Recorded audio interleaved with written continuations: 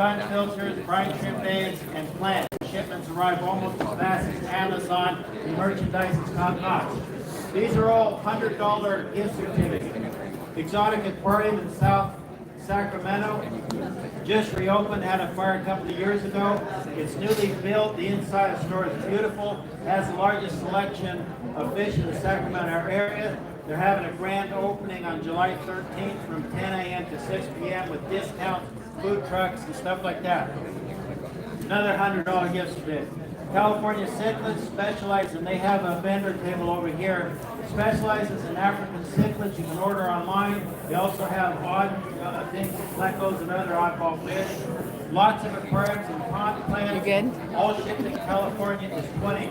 Their website is californiacichlids.com. Leaves, feeds, and Shingle Springs, $250 gift certificate. They have 65 tanks of fish for sale. Surprising variety of fish for a relatively small number of tanks. They will special order fish and will buy fish from obvious breeders.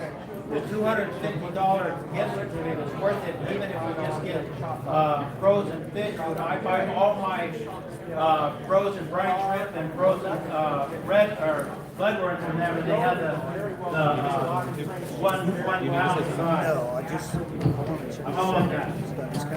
It is here, but that's right in front of the school, so I don't want to Angel Mania is an online family-run business. They carry an extensive variety of specialized lines of angelfish. I have ordered angels from them and have had great experience and received healthy, beautiful fish. I've bred their angels and they breed really true. Sacramento Aquarium Society, that's another $100 gift. They're all $100 gift certificates except for Leaves Feed, which is in Shingle Springs. Sacramento Aquarium Society has have a $100 gift certificate over there, and which can be used in the mega auction tomorrow, or you can use it on the monthly meetings. You can use part of it and save part of it. There are not many tickets in there right now, so your chances of winning are pretty good. Thank you very much. Thank you.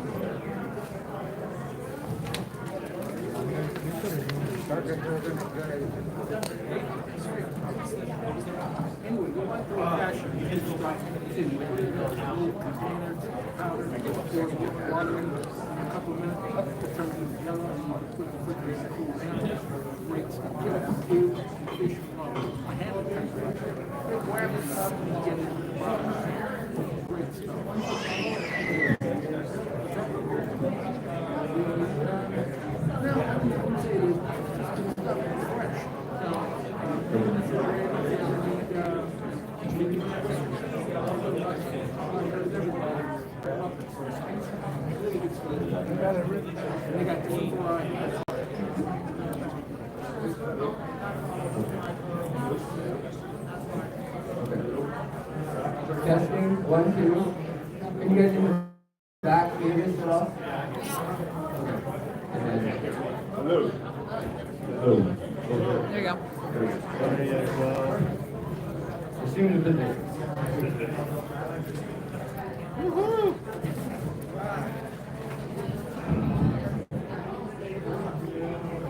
Hey everybody. So, I'm Alexander Williamson, and the big deal here is Ivan Mikolji, all the way from Venezuela, and this guy has spent over 20 years photographing fish, nature, the Orinoco, in all its beauty. And a couple years ago, he was like, I don't know what to do with all this. No. He's been working on a lot of projects, and he and I got together. I have a YouTube channel called Fishery. It used to be called The Secret History of Living in Your Aquarium. That's way too long, you know. Lost your attention halfway through the name. And so I started looking into people, various ichthyologists and things, when I needed help researching a paper. And essentially at one point, I realized that it's not just people with PhDs that are experts and that have the footage, the experience, things like that. There are hobbyists and naturalists among us that are leagues beyond what a lot of people will ever see in a lab or on a campus. And I ended up reaching out to Ivan, and he was working on putting together the first Orinoco book. The Fishes of the Orinoco. Yeah, the Fishes of the Orinoco, which you still have any of those right now? Yeah, there's 6 left. 5 of the books left. So get them while they're hot. That's going to be pretty much it, right? It's the only way you can get them signed, because I live in Venezuela. So, Yeah. so if you want them signed, it's the only time. Yeah. So we ended up getting into contact, and did I do it through your sister? Is that how, or was it directly to you? I think directly through social media. Through social media. And you know, we ended up talking 2 hours the first time we talked, maybe more.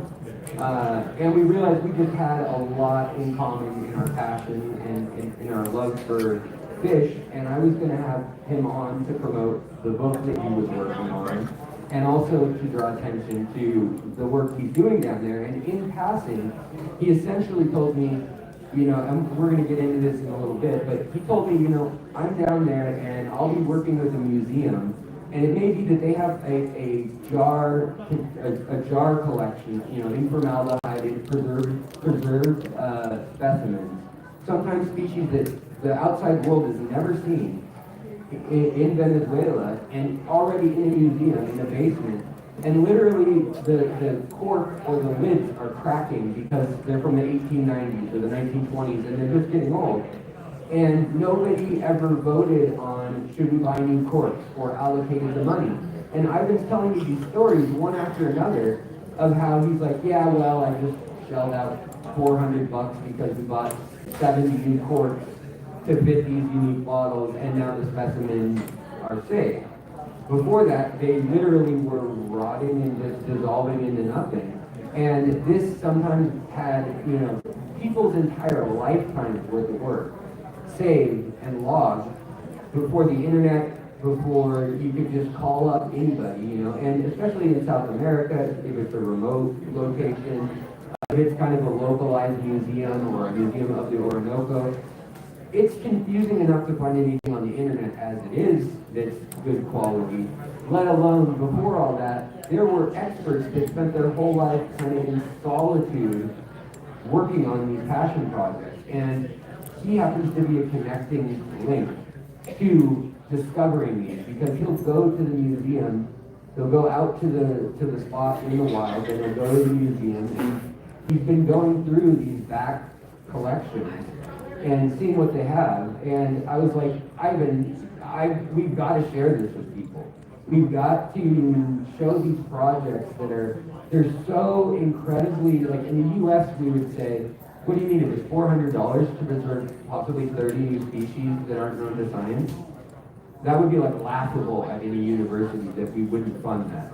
And so we started thinking when we were talking that the resources of the developing world, be it that, you know, ichthyologists at these places, sometimes they work for less than $40, like for the project, to write up an entire treatise or taxonomic paper. And what do you say there? Sometimes 70. Your friend that's working right now is writing up these incredible bits. Yeah. Well, first of all, the museums. Well, we always go to a museum and we go to the Museum of Natural History in New York or wherever, and we see the dinosaurs, etc. That's what they have to attract us to pay so we can go in and they can fund. Right, the charismatic. Exactly. So they can fund the back part, which is all these specimens that they have in jars, etc. If they're mammals, they have the hides. If they have the birds, they have the specimens. But these collections are the physical inventory of what exists. Yes, they are. So the fishes, for example, they are placed in jars with alcohol. When you collect them, you put them in formaldehyde with water, and then you turn them into alcohol, etc. But they're placed in jars. And people, the collections, Venezuela, where I live, where I'm from, used to be very prosperous. So back in the 60s, 70s, or even before, they made these huge collections of fish. They went everywhere, and they're there. But now we're in a situation at the moment where an ichthyologist makes $40 a month. 40 a month, 40 He US has dollars. a PhD, he makes $40 a month. And they don't have money to upkeep these things, like to buy a drone. Alcohol, because there are huge collections in museums. There's some that have 300 species without being described yet. So they don't have the funds to describe the species. But the physical inventory, when you have a fish and you collect it, you bring it to a museum. And the museum puts it in its system, right? It writes, who collected it? Oh, it's Ivan Mikolji. And who else? And Alexander. They went out and they collected it. Where? They put the river. They put the date, of who collected it, and they try to ID at least, if they know what it is, they ID it. At least a family. And they put the jar and they put it in like an Excel jar or something, or a notebook and write it down, depending on the time. Back then when there was no Excel, they used to put it in a notebook. So they're there, and there's from the 1800s. There's all these, but you have to replace the colors. They rust and they evaporate. So you have to put alcohol in it. But if you make $40, you can't buy the alcohol. So this is a problem. But when you describe a fish and you bring this to science, there's the scientist who describes the species. He has, for example, we went to a river, we collected 30 tetras of one type. And the scientist says, okay, this is a new species that's described. And he picks the prettiest one that he collected, and he names it the holotype, right? One fish, the holotype, and the rest are paratypes, right?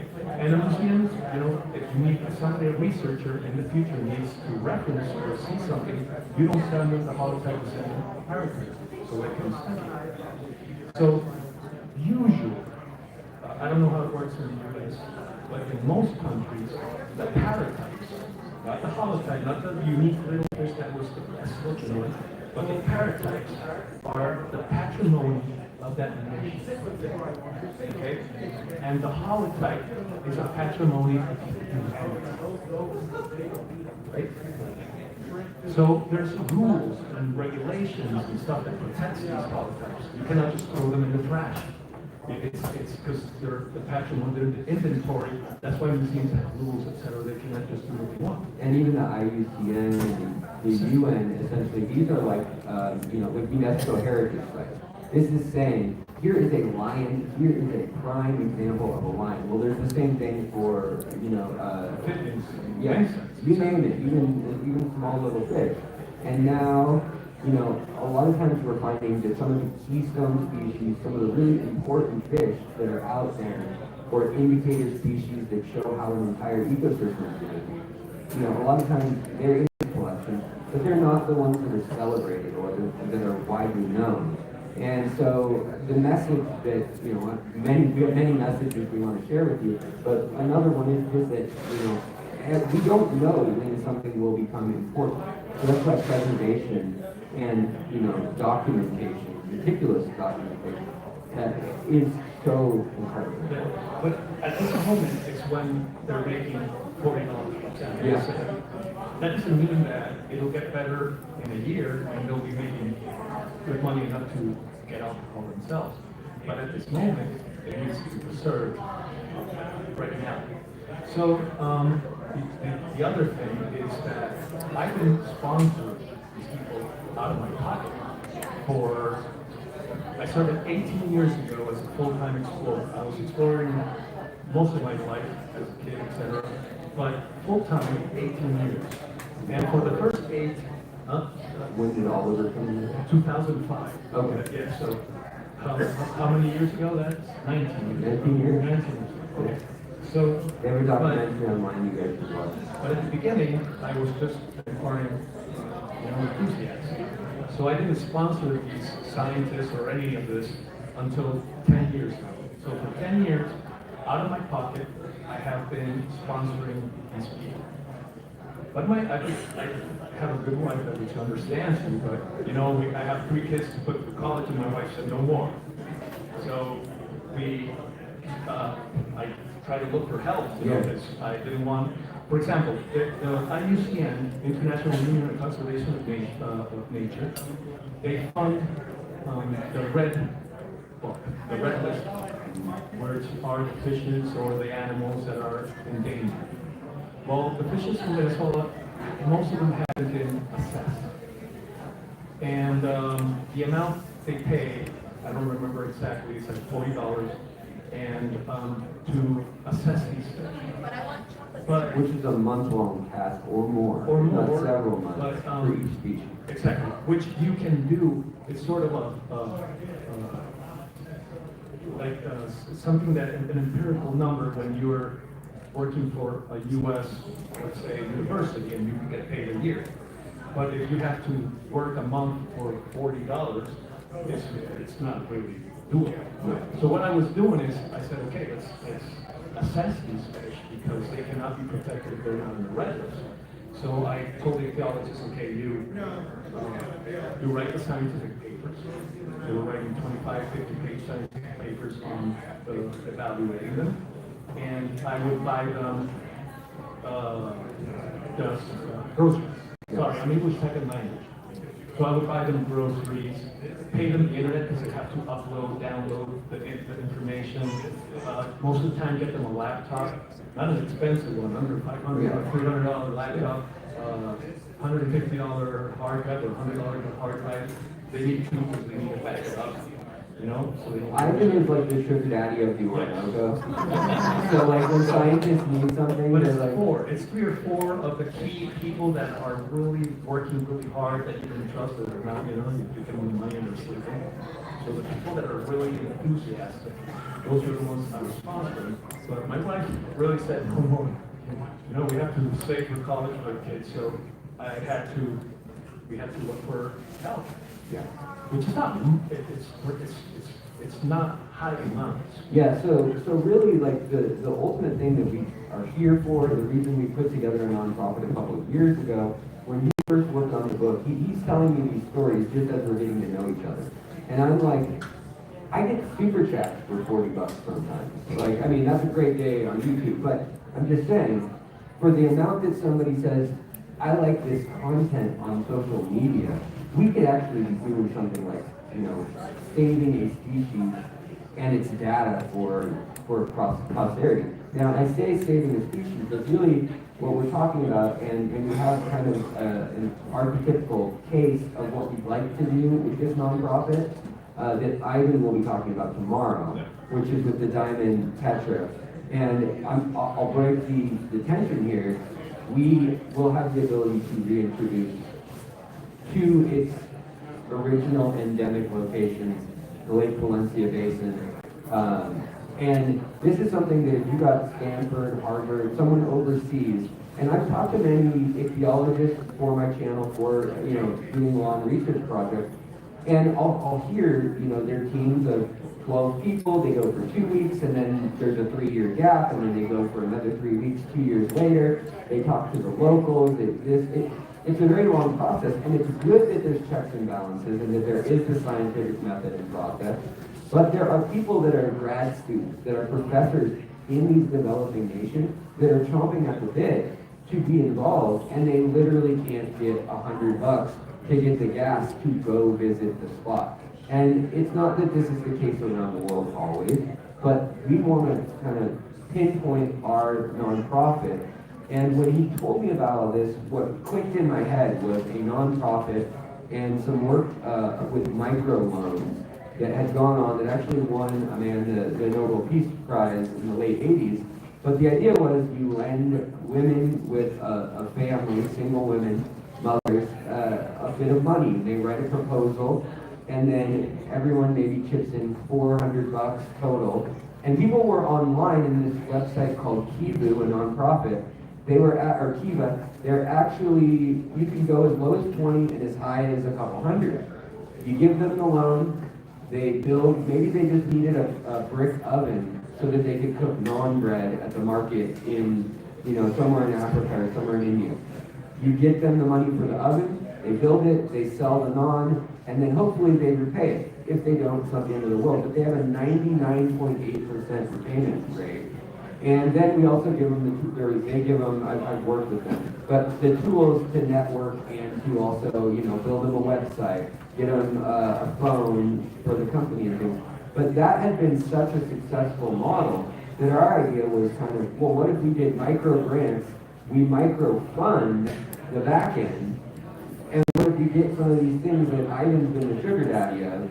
What if you as fish keepers at home can decide, I want to kick $20 a month towards that project, and we have a list of the projects we're doing, and you can literally be a patron of what it is we're doing. He can be a liaison on the ground, and as we trust more and more people in this process, people, across the world, we meet them and we'll bring them on board, but we're still in the infancy now.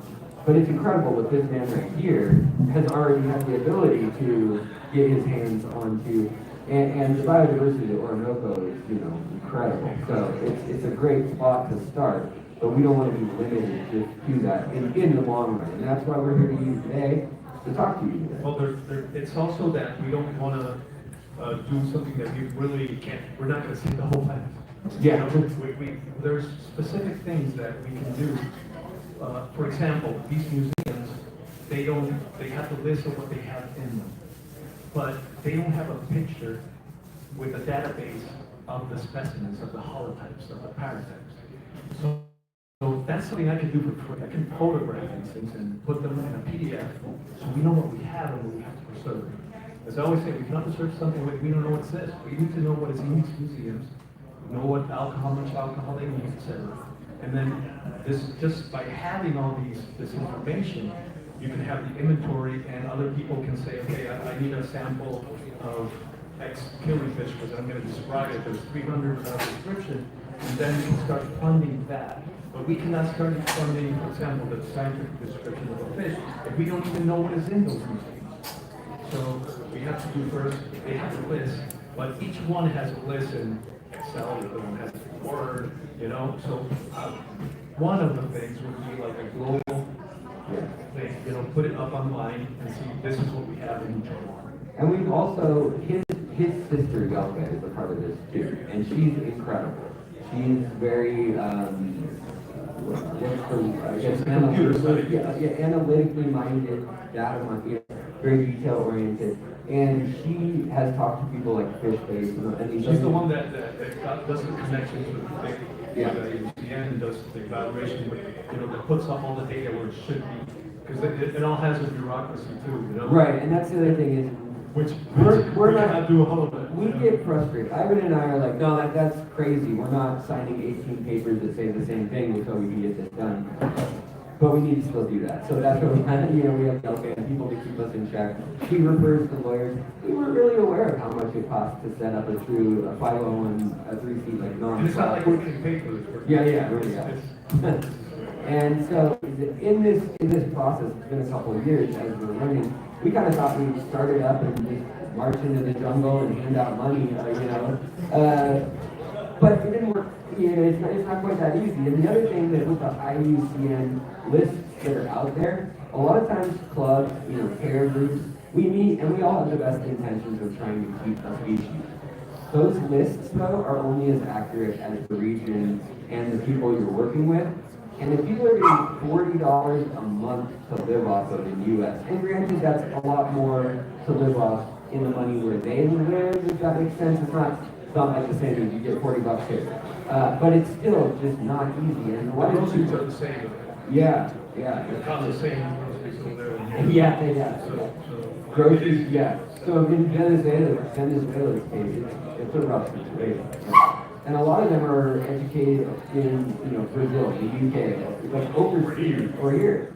And they fall in love with the Orinoco, or they have family ties there, and they're there, and they're just kind of scraping by, and they're doing what they love. But it would be a shame if these people all across the biological, ichthyological, worlds weren't tied in their work somewhere where it can get done. Because there's other things like in Venezuela or in Yemen, there's places where there's pupfish and killifish, or parts of Africa, Myanmar, where there's incredible diversity, but maybe the government's not that stable. Maybe there is no museum right now that can hold those things. And so we also want to offer kind of another overarching idea, and we can talk with FishBase, the online website, about indexing all this stuff and just being another resource and layer of that. Something that they're doing that's really cool is they just started including all the indigenous names for fish, and sometimes it'll be like the fish that goes to the mountains to have babies, which is like, that's pretty helpful information, you know? Instead, a lot of times it's just a red little fish or something like that. But, you know, also knowing like that kind of contextual data that only someone on the ground, someone who's intimately familiar with these fish, that stuff that in the past kind of got thrown out, and it was all about name another 20 species and, you know, give those out to the people funding the thing. And now we're kind of saying, well, what's best for science? What's best for the posterity of these creatures and of diversity, you know, rather than the way sometimes that it's going, where, you know, in the past expeditions were funded by rich people, and they wanted to bring back cool things to show friends and things they could have named after them and so on and so forth. So, I mean, very blunt about it. That's not the full scope. But the world is not that different than the past. So we kind of just want to make sure that it's all equally seen and heard by anybody who has been vetted and you know, who's qualified to be doing these things.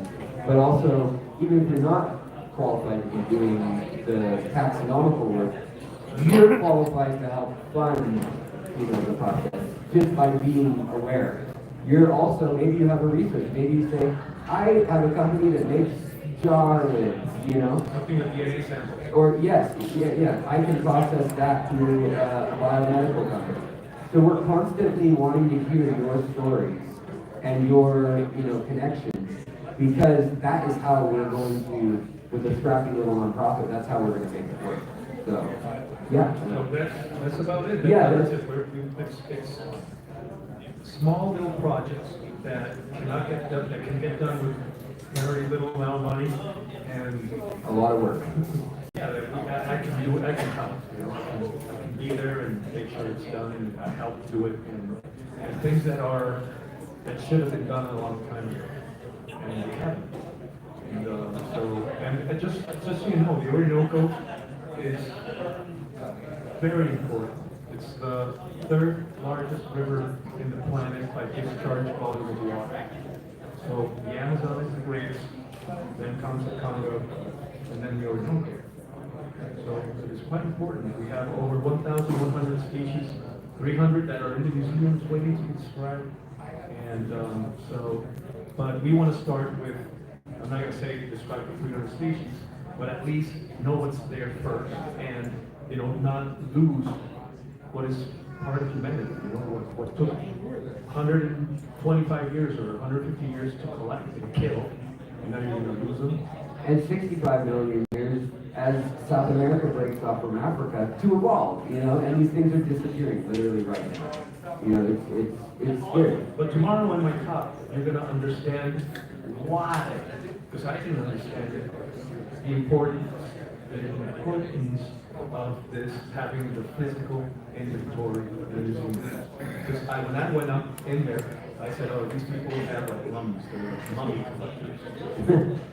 But until the past 10 years, I really understood. And tomorrow in the talk, you're going to be like, oh, that's what.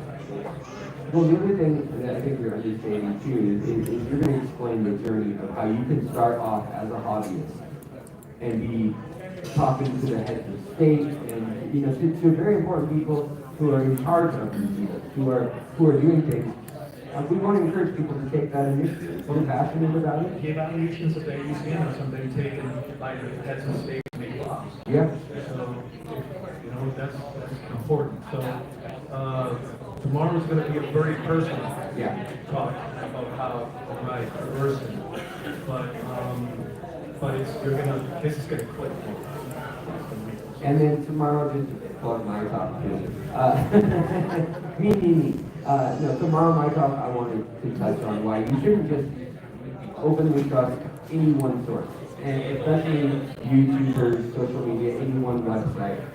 How and why you should vet your sources, understand the context of what you're reading, and look at things in a larger way. If you really want to understand something, if you just need information quickly, like a name or something, that's different. But if you want to truly understand something, knowledge and systems, you really need to, go to the primary sources, understand those, and that is so rare these days. You go to Wikipedia, which is something that it's fairly accurate a lot of times, but sometimes you'll go to a source and you'll click on it and it'll say some book from the 1800s. If you go track down that book, you open it up and it has nothing to do with piranhas, which is the article. It's on like catfish or something. But everybody has copied and pasted that same fact for 40 years. And so that's another thing, as a hobbyist, for fun, because probably it's something wrong in my brain, that I like to go back and see, like, is that really what was written? And is that really, look at ship manifests of imports and things like that. We'll get into that later. But on the same note, like, as a hobbyist, as someone to advocate for the hobby, for knowledge in the hobby, what is it that we can do that's meaningful with the time that we have? Because everyone's busy too. Everyone has families and other obligations. It's not getting any easier to meet those. So we're really excited that you guys came out, and we really want to thank you. And just the Green Earth Alliance.org, we are going to be working with that in the future, and we're open to hearing questions you have now too. But that is kind of the home base. And we are going to be doing things like lobbying for grants of bigger chunks of money. That's a great hope. But we're hoping we can do it one little bit at a time, talking with people, and then also updating them through the website and things, how the projects are going. So this thing like the Diamond Tetra, we literally could have executed this if we wanted to throw our own money into it. We could have the Diamond Tetra essentially. Get a divorce. Yeah. He would have a wife anymore. I might not either. But we could have gotten the Diamond Tetra back into Lake Valencia, and it's a very unique case. Are you going to roll that tomorrow? I'm going all over that. Okay. So I don't want to spoil it, but it's a unique case where we could reintroduce something, and it wouldn't be chaos on the ecosystem because it's been gone for so long. A landslide separated everything, so yeah, he'll tell you about it. But so we're also not trying to be reckless here and go around government regulations. We want to go by whatever the gold standard is still internationally. But, a lot of times you can get a grad student who can do something a little cheaper, legwork-wise, than, say, a team that's coming from Europe or the United States. If they're on there, in the ground, or on the ground, not in the ground, geez. That's a great resource to have. We like to do things that are short too, and that end, like, okay, we did it, and it's kind of, look at it, and it's not something that is, it never ends. Yeah, because you can do a lifelong thing, and that is so admirable. I think I value that. A lot of people value that. When you read it, you're like, oh my goodness, they calculated the circumference of snail loops and what that diameter meant going left versus going right, or whatever it may be. It might be some minutia that's really boring to a lot of people, but we could take that, plop that info into where it may be useful, and maybe just used on like a rocket ship, the angle that you're going to build the thrust nozzle or something. Who knows where these connections come back, especially with pharmacology and things. So preservation is all about, finding things that were hidden in the minutia of what was right in front of us, and interdisciplinary, cooperation. So that's kind of my piece that I do is, I'm a YouTuber. I have an archaeology degree. I did tattooing for years, and then I owned an art gallery. None of that is, that's all, yeah. And my grandfather, Cyril Hart, helped he was one of the formers of Green. So when I told Ivan that, he was pretty stoked. But he was one of the, he was like a Korean war vet, crew cut, actual drill sergeant. And yet he was somebody there who was climbing trees in the 50s and camped out. Like, no, I don't want to see these cedars. I don't want to see these trees gone. And literally, like, put aside his revulsion to the hippies all through the 60s to work together. And that really, in our family, was like a touchstone and an inspiring point. But when I told him the story and showed him some pictures of my grandpa, you know, who was also this build man. So, yeah, there were a lot of reasons why we just, you know, felt each other's energy and we're like, we got to do something, we got to change some things for the better, if possible. And that's why we're here with you guys. All right, bye. Yeah, that rounds it up what we're doing. So if you have any other questions right now, or you can email us or social media. But if you have any questions, tomorrow will be fun because you're going to really understand why, where, when, and how this all comes. Yeah. Does anybody have any thoughts though, or want to chime in on anything? A speech. Somebody wants to propose. Does anybody want to say, I am a billionaire and I would love to help out your nonprofit? Thank you very much. All right. Well, other than that, let's keep it very simple.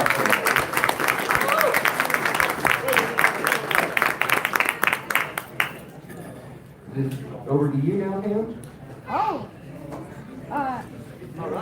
I mean, Did we go over our time, or do we have time? yeah, what's going on? let's look at these fish one more time because we want to make the most amount of money that we can make for this cause. Definitely. So let's get over here and let's get these fish and get decide what you want to get. So I say 10 minutes and we'll start the auction. So 10 minutes till the auction starts for those who didn't hear. How about? How many minutes? 10?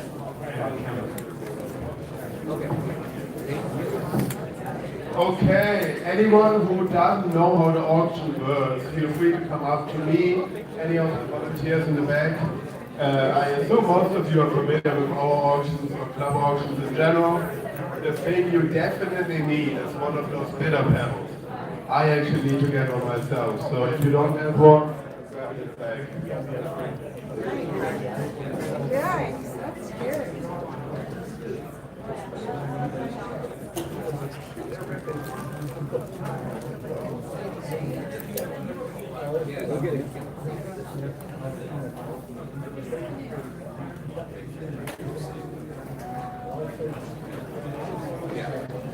Oh, that's the story of my life.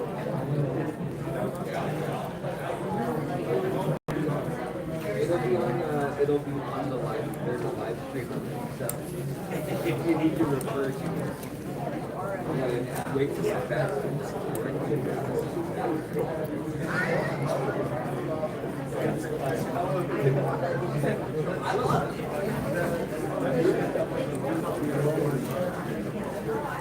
We're giving money. I mean, it's just actual, rather than the micro process. Okay. Oh, very cool. I mean, that inspired us. What we want to do is essentially have, you know, members who Is it still on?